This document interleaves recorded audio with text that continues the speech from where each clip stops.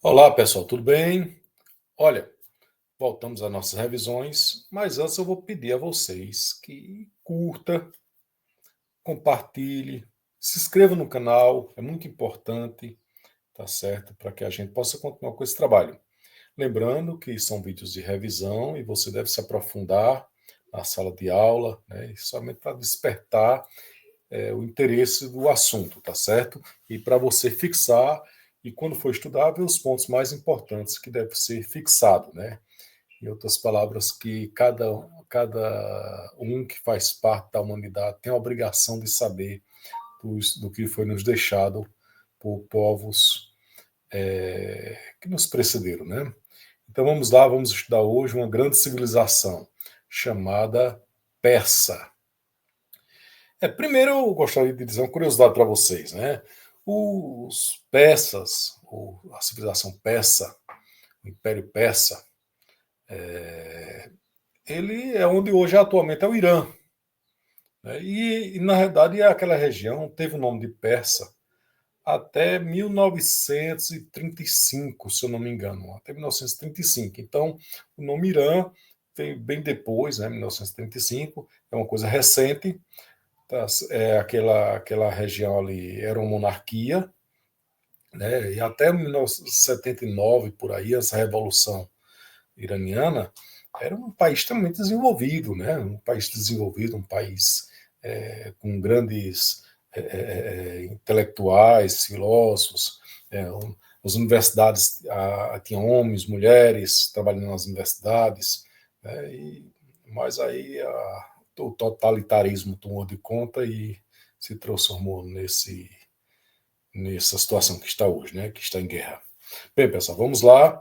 Então, começar a estudar os persas. Vamos ver a contribuição dos persas para a humanidade. Primeiro, vamos lá, a localização, né? Nós, em outros vídeos, nós já estudamos a Mesopotâmia, né? Mesopotâmia, onde estudamos vários povos passam por lá. E a leste da Mesopotâmia, nós temos aqui, né?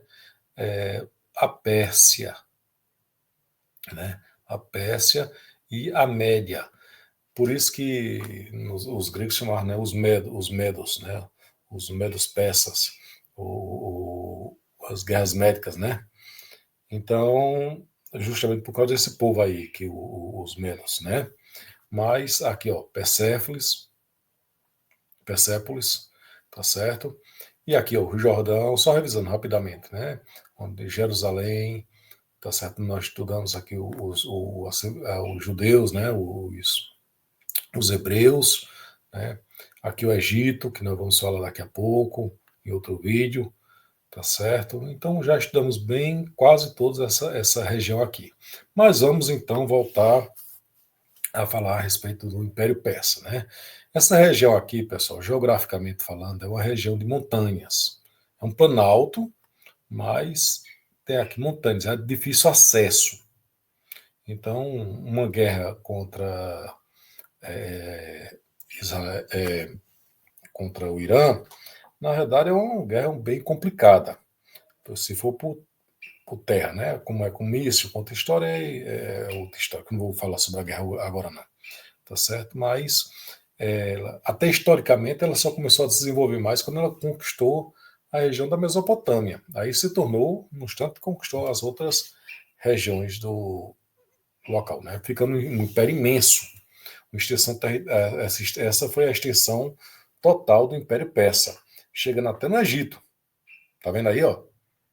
Então foi até a Índia, aqui, ó, até a Índia, e do lado oeste foi até o Egito. Conquistou a Mesopotâmia, conquistou Israel, conquistou, né, a Síria, conquistou toda essa região, né, até os gregos, tá certo?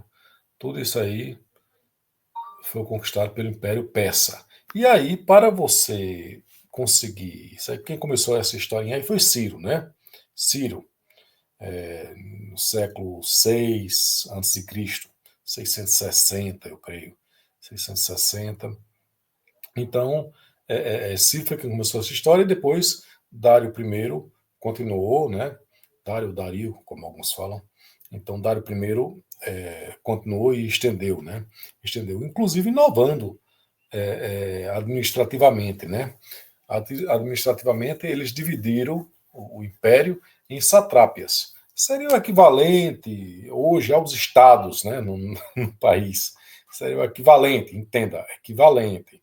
Só que esses satrápias, essas satrápias que era administrada por um satrapa, que é uma espécie de um governador, não é eleito, evidentemente é um império, isso, que é escolhido pelo imperador, tá certo? Ele tem que prestar contas ao imperador. E aí, como imperador sempre tem que ficar de olho para ver se vocês estão fazendo um bom trabalho e para ver se não estão articulando para de repente querer se tornar independente, né, ou articular contra o imperador, eles estabeleceram uns espiões chamados olhos e ouvidos do rei, né, os olhos e ouvidos do rei. E aí, eles construíram muitas estradas em todo o império, né, uma estrada principal chamada Estrada Real, tá certo, que se ligava às outras. Então, várias estradas no Império Persa para que fosse rápido a comunicação, e ele mandava uma espécie de espião, né, chamado Olhos e Ouvidos do Rei, para mandar nessas satrápias e saber como é que estava acontecendo, se tinha alguma coisa, se tinha alguma articulação ali contra o rei, se alguém estava falando mal, essas coisas. Então está aí a divisão nas várias satrapas. Claro que ninguém vai precisar decorar isso é questão só se você saber que o império foi dividido em várias zonas administrativas, né, chamadas satrápias, e era administrado por um satrapa. Tá certo? Criaram também, e aí foi muito interessante isso, né? As primeiras moedas também foi criado pelos persas, tá certo? Importantíssimo isso, porque você começa a criar um sistema monetário, né, de trocas organizado também pelo Estado, né? Pelo Estado, né, dizendo qual é o valor daqui dali. Pronto, aqui são as estradas que eu falei para você, as estradas reais, né? As estradas reais que passavam por todo o império, né? E essa estrada, pessoal, era bem organizada. Não era estrada somente abrindo como pelo meio do passa, não. Era uma estrada bem organizada mesmo. Aí, ó, as ruínas de uma das estradas. Tá certo? Então, eram locais que você tinha segurança, tinha condições de ir de um canto a outro do império por essas estradas. Tá certo? É bem interessante isso aqui. Então, moeda, estradas, organizações administrativas, né, reformas administrativas que eles fizeram com locais administrados pelos satrapas, né? Então, organizou. Sim, vamos falar um pouquinho da religião. Nisso também eles inovaram, viu? Inovaram.